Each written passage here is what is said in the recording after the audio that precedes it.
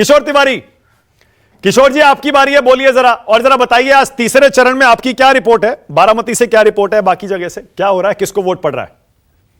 नहीं, मैंने जो पहले चरण में मूड देखा, दूसरे चरण में मूड देखा, वही मूड है। जफर दुपड़ा साफ होने जा रहा है, मैं बता रहा हूं, दुपड़े वो साफ होने जा रहा है। महाराष्ट्र में तो आप ऐसी हालत है। रिटायरमेंट लेंगे कि नहीं? जफर मुझे मेरी बात करने दो। जफर ऐसा है कि मुझे ना ही तो एमपी बनना है ना एमएलए बनना है, तो पट्टा तो लगाऊंगा नहीं मैं, क्योंकि मैं बीजेपी में जितने साल रहा उतने साल तो आपका पॉलिटिकल करियर नहीं है। तो मैं आपको बताता हूं कि किसानों की बात कर रहे थे, नागर जी, किसानों की बात मोदी जी तो चुनाव में नहीं कर रहे। मोदी जी एमएसपी पे बात नहीं कर रहे। मोदी जी महाराष्ट्र के अंदर 32,000 किसानों ने 10 साल में आत्महत्या की, उस पर बात नहीं कर रहे, क्रॉप पैटर्न पे बात नहीं कर रहे। और मुझे बताइए कि मुल्क नगर ऐसा कैसा आपको प्रेम आ गया, और वो प्रेम क्या काम का जो पॉलिटिकल ओरिएंटेड रहे।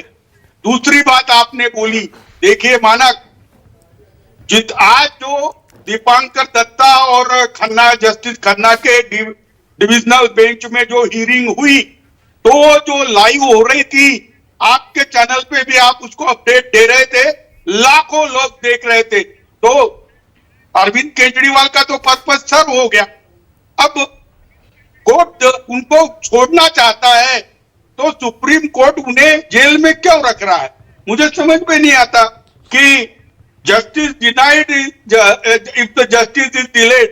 तो मुझे लगता है कि अरविंद केजरीवाल आने के बाद तो और ही पोजीशन खराब हो जाएगी।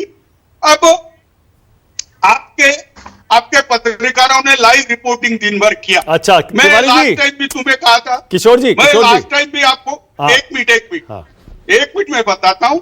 लास्ट टाइम मैंने परसेंटेज के बारे में बोला था कि इस इलेक्शन कमीशन का कोई भरोसा नहीं, तो इन्होंने 11 दिन के बाद 5-5%, 7-7% परसेंटेज बढ़ा दी। तो आज एक घंटे में आप बता रहे थे कोई बदलेगा नहीं, लोग लाइन लगाकर इंडिया गठबंधन को वोट कर रहे हैं। हाँ, अच्छा ठीक है।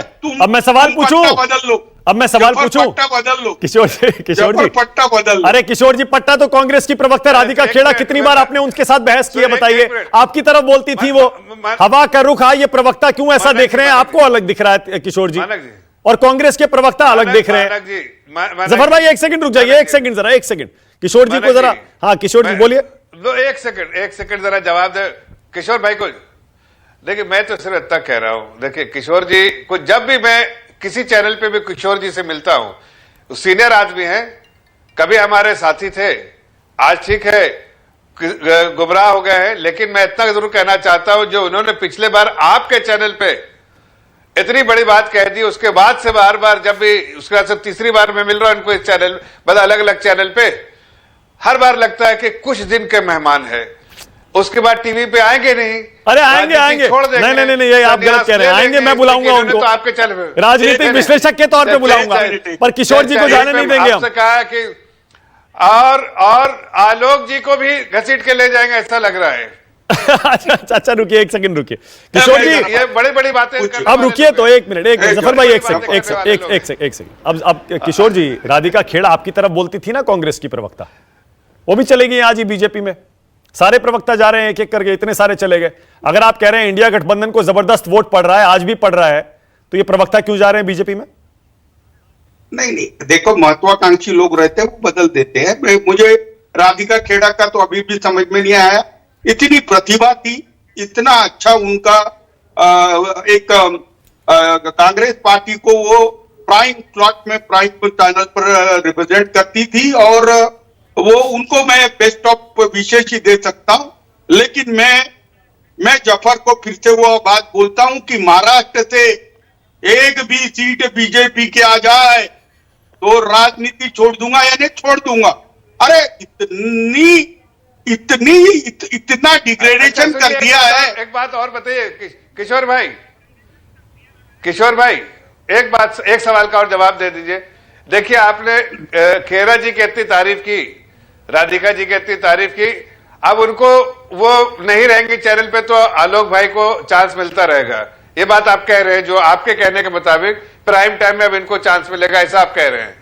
लेकिन आप ये बताइए कि क्या कोई गारंटी आप दे सकते हैं किसी के बारे में? कोई गारंटी दे सकते हैं कि कांग्रेस पार्टी को कौन छोड़ के नहीं जाएगा? ये आप दे सकते हैं गारंटी? आज आप इनकी बात कर रहे हैं, कल उनकी बात करेंगे, कल इसकी बात करेंगे। मैं तो सिर्फ ऐसा कर रहा हूं, सच्चाई का रास्ता लीजिए। एक अच्छी पार्टी के जो जिस विचारधारा से चल रही है, देश की सेवा करने वाली, उस चीज की बात देखिए और अपने अपने पदों से जहां अरे जफर भाई, आप भी कमाल करते हैं। एक मिनट रुकिए, आप भी कमाल करते हैं जफर इस्लाम। 400 अगर आपकी आ रही है तो ये इधर उधर से सबको ये शॉपिंग क्यों कर रहे हैं? इधर भी आ जाओ, तुम भी आ जाओ, तुम भी आ जाओ। 400 आ रही होती तो आपको जरूरत ही नहीं है इन सबको अपनी तरफ लेने की। मैंने आप सुना नहीं, मैंने कहा कि आने के लिए न्योता नहीं दिया भाई, आप समझ नहीं पाए। मैंने कहा कि आप अगर गलत नहीं बोलना चाहते हैं चैनल पे आके तो ठीक ही सोच रहे हैं। अच्छा, ठीक है, ओके, संन्यास ले लेंगे, वो बात सही है। ठीक है, ओके, ऑलराइट। एक मिनट किशोर जी, आप ही से पूछ रहा हूं मैं। किशोर जी, एक सवाल और पूछ रहा हूं, मलूक नागर ने क्या गलत कहा? किशोर जी बताइए जरा। ये वडेत्तीदार जी कौन है? किशोर जी, कौन है ये वडेत्तीदार जी? और उन्होंने क्यों ऐसा कहा कि हेमंत करकरे की हत्या या उनकी मौत अजमल कसाब ने नहीं की थी, बल्कि एक पुलिस वाले की गोली से उनकी मौत हुई थी? क्यों कहा उन्होंने? नहीं, मैं तो शिवसेना का हूं और वडेट्टीवार के बड़े बोल के लिए आलोक शर्मा है ना यहाँ। अरे कमाल है, शर्मा है। ये क्या बात हुई? अरे महाविकास अघाड़ी आप बोलते हैं, आप उनके नेता हैं। आप कह रहे हैं आप अपनी ही पार्टी के एक बड़े नेता के बयान से आप किनारा कर रहे हैं किशोर जी? नहीं, करकरे साहब को हुतात्मा मिला और करकरे साहब को आरएसएस वाले विचारधारा के आदमी ने मारा, इस बात से मैं सहमत नहीं हूं। और मेरी बुनियादी परवरिश ही संघ में हुई है, मैं आरएसएस में से ही प्रोडक्ट हूं।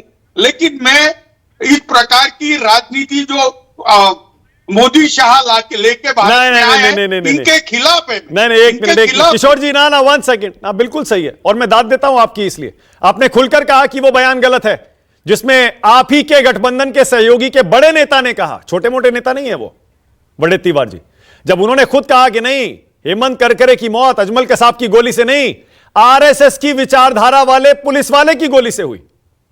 मैं आपकी दाद दे रहा हूं, आपने खुलकर कहा यह बयान गलत है।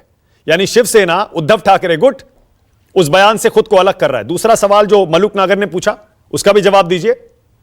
कांग्रेस के पूर्व मुख्यमंत्री चन्नी जी, वो क्यों कह रहे हैं फिर ऐसा? पूंछ में जो हमला हुआ वो स्टंट है, स्टंटबाजी है चुनाव जीतने के लिए।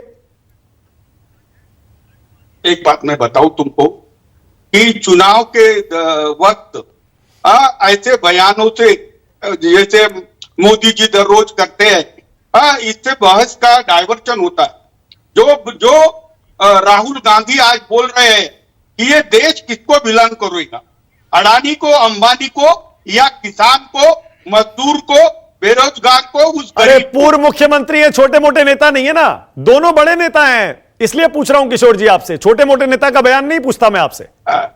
मानक जी मैं एक बात बोलूं, कुछ लोग सुबह सुबह उठ के एक राष्ट्रीय प्रसारण कर देते हैं और दिन भर आप लोग उसको चलाते हैं, तो ये सब चीजों से तो ऐसा होता है। आजकल क्या है, चुनाव में जो फोकस है वो फोकस है मोदी जी। ओके, मलूक नागर